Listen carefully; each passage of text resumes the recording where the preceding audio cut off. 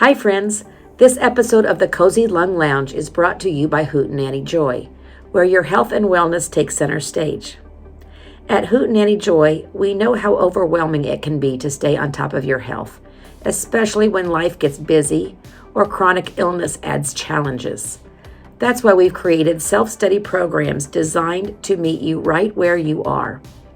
These programs are simple, flexible, and packed with tools to help you thrive. And they come with something extra, access to a live health coach. That's me, to guide you every step of the way. Whether it's improving your sleep, learning to nourish your body, or managing stress, our programs combine proven science with practical, real-life strategies.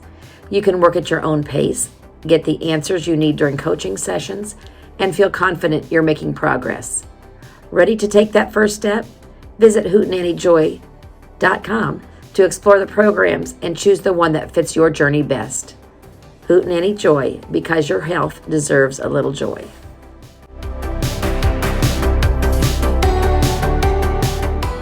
Hello, everybody, and welcome to the Cozy Lung Lounge. We're here today talking about exercise. I've got my co-hosts with me, Kelly and Amy. Hi, everybody. Hi, everyone. Amy, would you tell us more about today's topic since you're our exercise expert?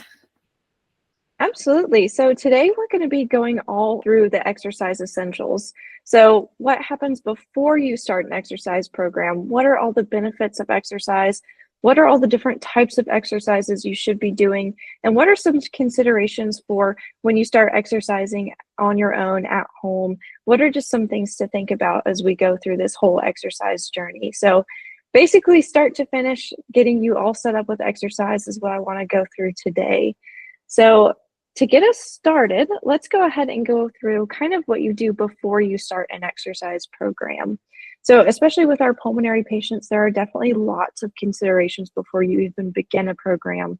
The number one thing being to make sure that you talk with your doctor and you tell them what your plan is, and either they may help you get set up with a phase 2 program, or they may not. Maybe you've already completed a phase 2 program and you're ready to continue on with some other exercise. That's what we want to make sure that they know, and you talk about with your physician or your respiratory therapist or your pulmonologist, really just to let them know and get the best advice on how to get started. And I know there's some really important testing that needs to be done so that you can better understand your body as you start exercise. So Kelly, Gina, do you guys want to briefly talk about all those different tests? Well, I think we talked a little bit in the last episode about a 6-minute walk test. That's very important. That's not something you should do yourself. Have a respiratory therapist or a nurse or exercise physiologist do that with you. Pulmonary function testing, whether you do a simple spirometry or a full-blown pulmonary function test, is often very important, just to kind of get a baseline where you are. And then an EKG is always helpful. Some places, some doctors would like you to have a chest x-ray if you haven't had one in a long time. Gina, anything else I missed? There's a few things. One, I hinted on the last episode, is this Borg score. And that's just something they may ask you during these tests, at how breathless you are. In the pulmonary lab, it's a 1 through 10 scale, where 0 is no trouble at all. 10 is very, very heavy. I would often say, are you light, moderate, or somewhat heavy? And those are just some descriptive terms on how breathless you are. Pulmonary rehab is a scale that goes to 20. And so, but they're similar. How breathless are you? And then you want to do an honest self-reflection. If you're short of breath today, you're not going to run a marathon tomorrow. But do some baby steps. So really some very achievable SMART goals, which be sustainable and measurable. You can get a good outcome. And there's a good timeline for that. So just small baby steps. Be honest with yourself. And where you are, be very positive, because you can make the next step and the next step and the next step when they're nice and small. I just wanted to throw into it preparation for exercise, and whether you're going to exercise alone at home or in a studio or something, or if you're going to pulmonary rehab, it's not a competition. So when you do your 6-minute walk test, or, when you're answering the questions about how breathless are you, you really need to be honest with yourself and not compare yourself to anybody else. It's all about you. And before we kind of get deeper into all the different types of exercise, I want to briefly touch on the benefits. There's so many benefits to exercise, and if it was made in a pill, everybody would take it if it had all these same benefits. So, exercise is really, really important. And I want to go through the main topics, which are your cardiovascular health, your pulmonary health, your musculoskeletal health, then also your metabolic and your mental health. Those are five really big pieces of what exercise can help with. When we're talking about cardiovascular specifically, so of course, exercising, doing things like cardio or your aerobic exercise is really great for strengthening your heart muscle. It can also really help with improving your circulation and enhancing your oxygen delivery to your tissues. So, Gina, do you want to talk a little bit about the pulmonary benefits? Really, you want to keep your lungs moving in and out.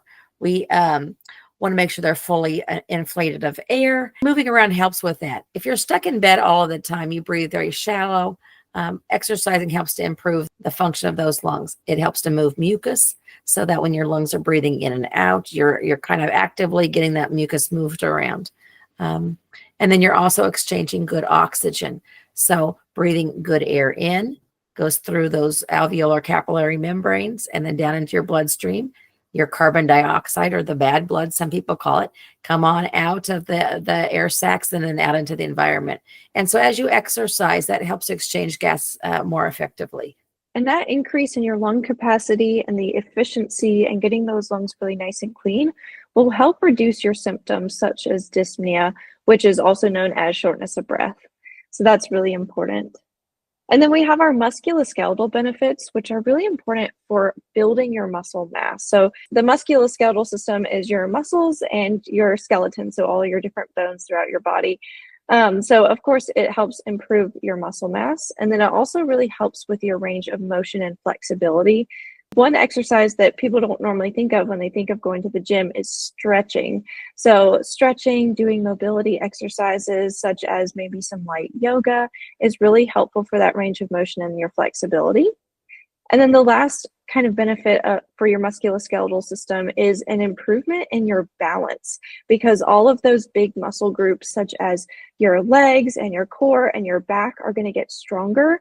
And that will really help with your balance because all of your muscles will be working a little bit more efficiently. They'll be stronger, and that can help reduce your risk of fall. I want to add one more thing to the musculoskeletal. One of the reasons that pulmonary patients get so short of breath is because those big muscles, the leg muscles, they're big muscles and they use a lot of oxygen. So if you start exercising and condition those muscles, they will use a lot less oxygen and they will use it a lot more efficiently. So in addition to all the benefits that Amy mentioned, is getting those muscles to stop sucking up all your oxygen and get it so that you can walk and you can move using your oxygen efficiently when that's coupled with breathing correctly. As far as the metabolic effect, consistent and good exercise will help regulate your blood sugar levels. Not everybody has blood sugar issues, but sometimes if you have a regular exercise program, it'll keep it a little more even keel. It can help with your cholesterol, and it definitely will support a healthy weight according to your height. Perfect. And when we talk about cholesterol, we're specifically talking about our LDL, which is our low density cholesterol, and that's the bad cholesterol. You do have good cholesterol, but with the exercise in particular, it can help lower that LDL. And you may have also heard it as LDL-C, which is that bad cholesterol. And then lastly, we have our mental health. So of course, as many of you know, exercise is so important for your mental health. Getting out and walking your dog. That's actually what I did right before we started this meeting. I was feeling kind of tired and kind of exhausted after work. So I went on a 20-minute walk with my dog and I feel much more energetic. I feel like I'm definitely in a better mood than I was when I first got home from work. The exercise can help manage and reduce your stress. It can also help with anxiety and depression, while also boosting your mood and your cognitive function.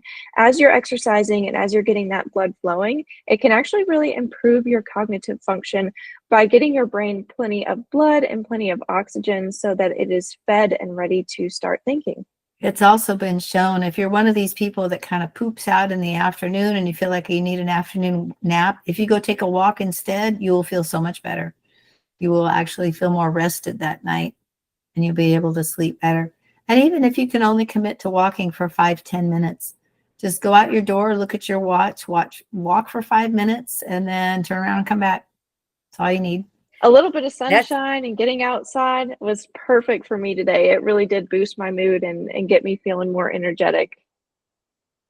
that's what I was just gonna say. After work today, it was still shining. It's, got a little bit later in the springtime here. I mean, it's only late February, but the days are getting longer and coming outside and it being a little bit warm and very sunny. It's just such a mood boost. Well, next, I really want to go through all the different types of exercise. I generally break exercise down into 4 different categories. You have your aerobic exercise, which a lot of people also call cardio. And then you've got your strength training, your flexibility training, and then balance training, which is super, super important and not something that a lot of people think about. Some different examples of aerobic exercise would be walking, swimming, cycling. There's probably tons that I'm not even thinking of. Those are just kind of my main 3 examples. And with our aerobic exercise, this is something that you want to do. It's generally recommended about 150 minutes per week, and that's a lot. And if you haven't exercised before or you're not currently doing a lot of exercise, 150 minutes sounds intimidating, especially when you think about the fact that there's 3 other categories of exercise you should be doing. So Kelly, what are some tips on kind of getting started with exercise, not just jumping into 150 minutes? Just start with what you can. Again, the benefits of a supervised pulmonary rehab program will be somebody will be helping you, especially if you're on oxygen. And sometimes even if you're not on oxygen, you may discover that you need it for enough exercise intensity that would actually do you some good. I have a lot of patients come in, they're not on oxygen, and they start moving and grooving on the treadmill, and they need some oxygen. And they say, oh, why did I even come here? Now I'm on oxygen. Yes, but now we know you need it. And once we get you conditioned, maybe we can get you off of it. And most of the time we do. But that's the reason why they could never exercise before. They walk out their door 2 minutes, they're tired because they didn't know they were low on oxygen. They'd come right back home and crash on the couch. And so we meet people where they are, so if somebody can only walk for 5 minutes, let's find out why. If somebody can only walk for 10 minutes in their neighborhood, let's find out why. And another thing about the aerobic exercise, I have a lot of people ask me, well, does gardening count as exercise? Because, I'm out there moving and huffing and puffing and twisting and turning and bending and kneeling. It really depends on how fast you're moving. And again, it comes back to how do you feel? But if you're going to be gardening at a pace where you feel like you're actually getting exercise, then you probably are. And I think there's a difference between, planting a few flowers and having a full big garden with lots of vegetables and corn stalks and all that. I would say when somebody may ask that question, there is a difference, I think, between exercise and being physically active. Exercise is very intentional activity. It's very intentional movements to help, especially with cardio. It's going to help get that heart rate up. It's going to get your breathing rate up, having you breathing heavier. And that's really going to help train your heart and train your lungs to work more efficiently for you. When we're talking about gardening, that may not meet the requirements. Your heart rate may not quite get high enough. If you are out there with a rake or with a shovel doing things that are really hard, laborious work, you could consider it. It's kind of, I'm kind of in between on that one, just because I have been asked that a lot. And I think it just depends. I think some people's definition of exercise and physical activity blur a little bit, but exercise should be very intentional, and it should be about getting your heart rate up and getting your breathing rate up to help improve the function of your heart and lungs. That's really interesting. You just said there's a difference between physical activity and exercise. And so that's really something that I'll be thinking about, the intention behind it. Activity is always good, don't get us wrong, but again, it's not a focused exercise where we're really trying to get your heart rate into a safe zone. where you are burning more oxygen and you're moving a little bit faster than you would normally so as to condition your muscles versus being active.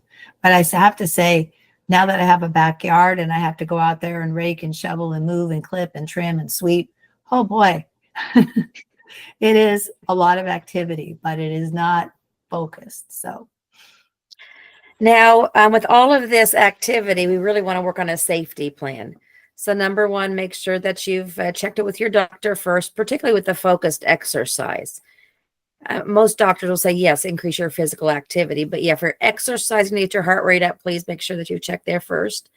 And then decide what your surroundings are going to be when you exercise. If you exercise at home, you're going to want to have the right equipment.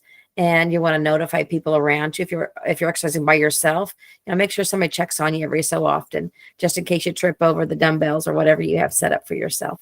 But a safety plan is really important. Absolutely. And then with our next section, we have our strength training. So with strength training, of course, this is helping build strength by challenging your muscles, by applying resistance to the activities you're doing. So the easiest example that I can come up with is bicep curls. So you could do bicep curls with a resistance band wrapped underneath your chair or wrapped underneath your legs and pulling that resistance band up, or you can use some light weights. And that goes with any sort of strength training. You can do your arms, your upper body, your core, your back. You can do your legs. There's lots of different strength activities out there. And generally with strength training, we recommend to do 2 to 3 times a week. Again, starting off, you may only start off with once a week for the first, 2-3 weeks, and then work your way up to 2 times a week and 3 times a week. And you want to make sure you're hitting all of those muscle groups every week to help make sure that your full body is getting the benefit of that strength training. Living with a chronic respiratory condition doesn't mean giving up the things you love to do. At BluZone Health, we're here to help you breathe easier and rebuild your strength. Our online cardiopulmonary rehab program offers tailored exercises, self-management training, and expert support from certified respiratory therapists. Accessible anytime, it's designed to reduce breathlessness, improve lung function, and empower you, all while connecting you with a supportive community. Visit BluZone.health and take the first step towards stronger lungs and a healthier future. BluZone Health. Breathe better, live better. And I've had a lot of people ask me, well, I don't have any weights. So what could they use instead of weights that they might have at home? So it may look silly, but you've probably got lots of stuff in your kitchen you could use.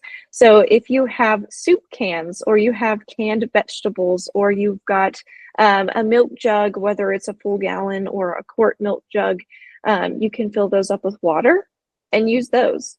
When you're doing different activities, like I said, like those bicep curls, it's my easiest example. You can use 2 cans of soup and do bicep curls with that.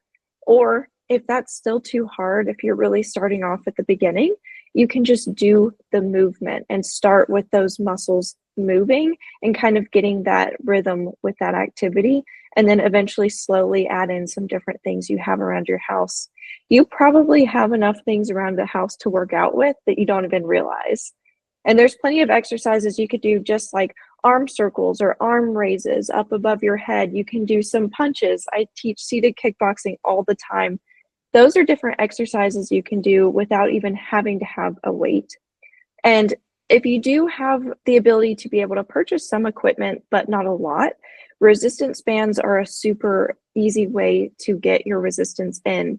You can have multiple different levels of resistance bands, and the best part about them is they're super lightweight. So instead of having 10, 15-pound dumbbells in your house that you've got to lug around all the time, resistance bands are so lightweight, and you can just store them in a drawer and pull them out whenever you want to exercise. And they come in such a variety of resistances that it's really great. Now, what category would squats fit into? I know we're working on those large leg muscles, and it's really easy just to sit up and stand up and sit down and kind of do some modified squats. Where would that fit? So that's definitely strength training, but it does get your heart rate up. I mean, when I do lunges, when I do squats, it wears me out. My heart rate goes through the roof. Sometimes my heart rate is what we consider in the cardio range when I'm doing those activities. But if you want to do them specifically for strength, my suggestion is to go slow with the movements and not go super fast, because the goal is really to be targeting those muscles. And especially with our pulmonary patients, we don't want their breathing rate to be really high and to have them get worn out and get breathless when they're doing those activities. So doing slow, intentional movements with activities such as squats to really focus on your legs is going to be important. Slow and steady. And the same also goes for weights. You don't want to jump in and go with too heavy a weights at first. Go with a lighter weight. I'd rather have somebody do more slow and deliberate repetitions than to give me 6 or 7 reps as fast as they can and then throw the weights down and be all out of breath and have to sit down and recover. Slow and steady. And you talked about maybe buying weights. A great place to buy weights if you don't want to go out and spend a lot of money: garage sales, estate sales. There's some places that sell, they recycle or they repurpose sporting goods. Goodwill stores, what do you call those? Vintage stores, things like that. Those are great places to pick up some oftentimes low weights for cheap. We have a store called Play It Again Sports, and Yeah. it's where you can trade in your gently used equipment. Yeah. Absolutely. I love that place. I go there anytime I need a little bit of equipment. I go there when I go play disc golf and I need some new discs. They have really cheap stuff there. And a lot of it, like you said, is gently used. And so it's a really good place to find that equipment for a little bit more of a reasonable price. So next we have our flexibility training. So flexibility training, there's not specific recommendations on how often to do flexibility training, but for me, I recommend doing it daily. Do I always do it daily? No, because nobody's perfect and life gets in the way and stuff gets really busy. But especially when you're doing other exercises like your cardio and your aerobic exercises and you're doing strength training, flexibility training is also going to be really important. When we think about that strength training, we're challenging your muscles. And actually, when you do strength training, you actually break apart and damage your muscles a little bit. And then what happens is they build back even stronger. And that's actually how you build muscle mass. So you can have lactic acid build up and your muscles can be really sore and really tight after exercise. And so doing that flexibility training, doing slow movements where you're holding that movement for 10, 15 seconds and releasing, that can be really important for helping you keep that range of motion and expand on your range of motion. And so whether that's just simple stretches that you've learned maybe in your phase 2 program or physical therapy, or you're doing some more intentional stretching and flexibility training such as yoga, those are all really important to consider, especially when you're doing other exercises as well. I find that as I get older, my flexibility is decreasing and I don't spend enough intentional time stretching. So definitely that's something I need to add to my daily activities just to keep my range of motion as optimal as possible as I age. Stretching is definitely a good idea before you do any kind of exercising. It's good if you can do a focused 5-10 minute stretch, but if you don't have time, something's better than nothing. And you can even stretch when you first wake up. Some of us, we wake up. Some of us, we got kids waking us up. We got pets, dogs, cats waking us up.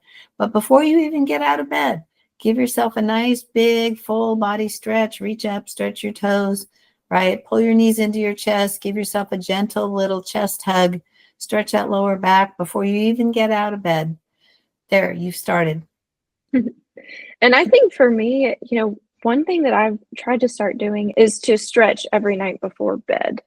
I am so busy with work. I have so much stuff going on and my mind is always going a million miles a minute. And so sometimes I just need to calm down and relax before I go to bed.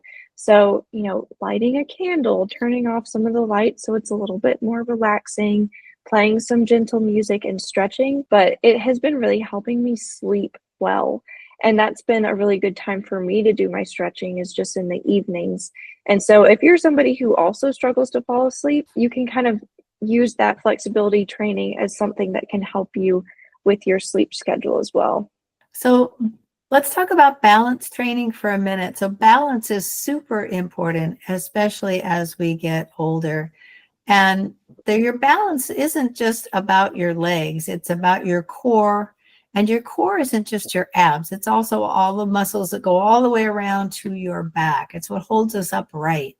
And so balance, all the muscles in your body need to talk to your brain to keep us from falling over, right? So keeping our brain sharp is one thing, but we've also got to train those muscles, and they've got to be kind of nimble sometimes, especially if we accidentally trip over something, to be able to catch us before we land on the ground. So balance training is good, and it could be something really simple, like just practicing standing on one foot. You know, if you need to hold on to a wall, put a finger on a wall, do it next to a wall, and just practice standing on one foot. Something simple as that. If you go to Pulmonary Rehab, you'll get into some more in-depth balance training. Yoga is great for balance training. Don't let the word yoga intimidate you. I happen to be a yoga teacher, but I've also taught chair yoga. So if you're doing chair yoga, you can't fall down. It's pretty much impossible.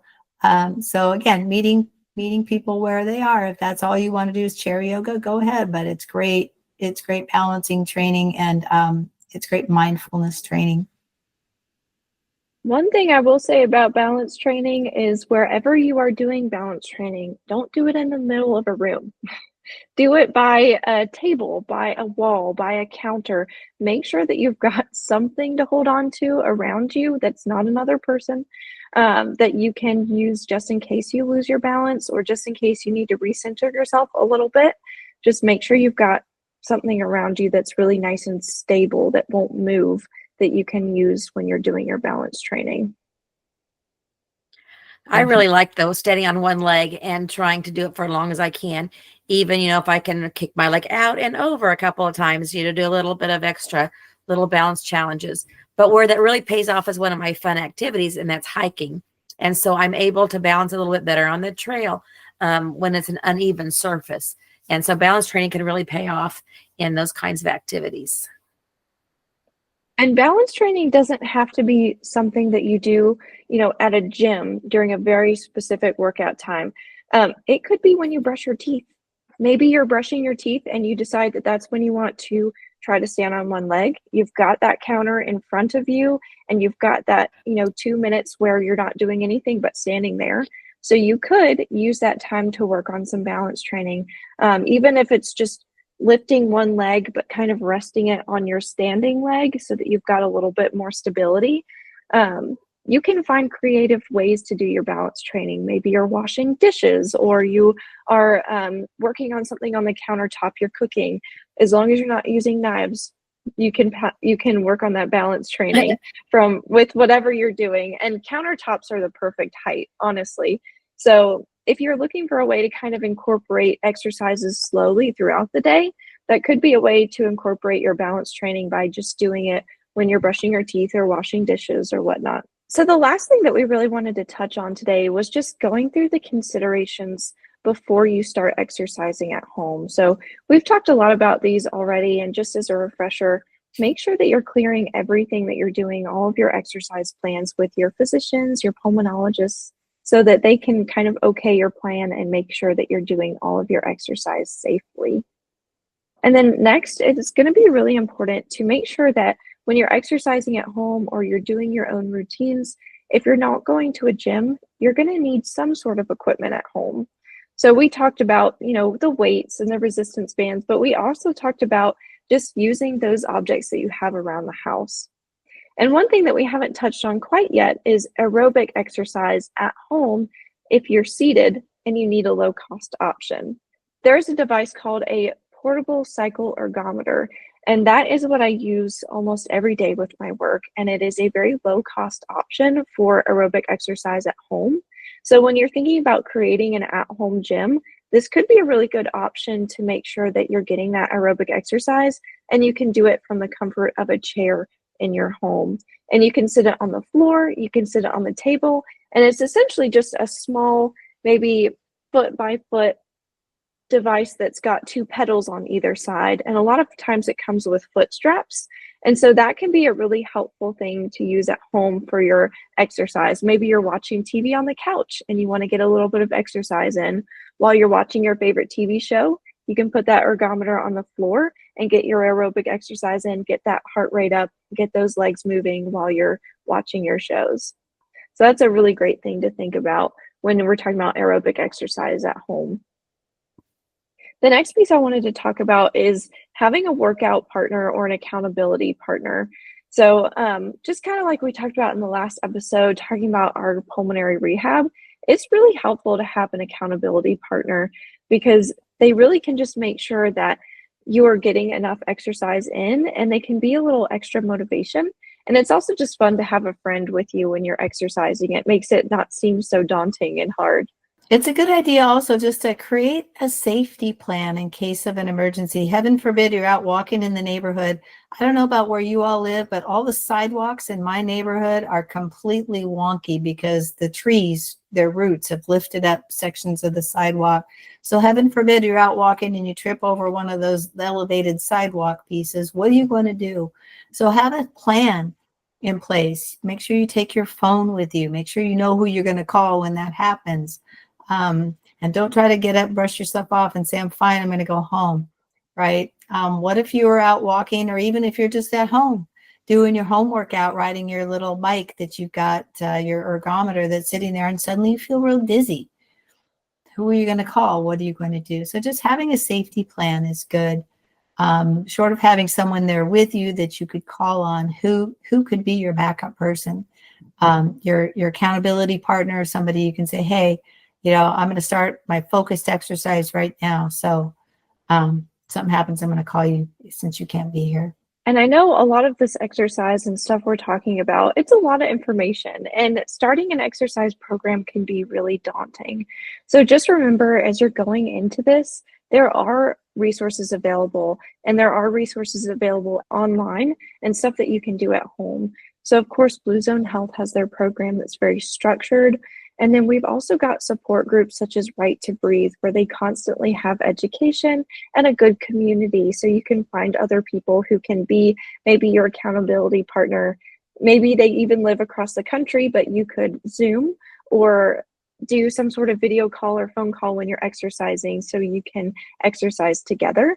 And then, of course, we do have our lovely health coaches. So if you have any questions, if you have any concerns, and you just need a little bit of help along this journey, always reach out to them as well. They've got group sessions and individual sessions, and they're always here to help. And the way you find us is www.bluzone, BluZone with no E, .health, HEALTH. You could also email us at info@bluzone.health. If you just want to send an email with a question, we can't guarantee that we can answer anything individually, but we'll do our best to get you hooked up with the answers you need, maybe on a podcast episode or with a health coach. Just remember, we are here for you. So as you start your health journey and you start that exercise journey, just reach out if you have any questions, because all three of us are here. And even if you have questions in the comments, we will be sure to answer them as quickly as we can. So thank you guys so much for joining us today. I had a really great time, and hopefully this gave you some good tips and tricks to go ahead and start your exercise program. See you on the next podcast. Bye, everyone. Hi, I'm Kelly, a registered respiratory therapist with BluZone Health. Do you feel breathless much of the time? Are you unsure of how to manage your breathlessness? Is it keeping you from doing all the things that you would like to do? I'm here to help you learn to work with your healthcare team to come up with a plan that will work for you. There are lots of tools, tips, and tricks and breathing exercises that you can do now that will help you breathe easier and more effectively. I look forward to joining you on this journey and empowering you to breathe better.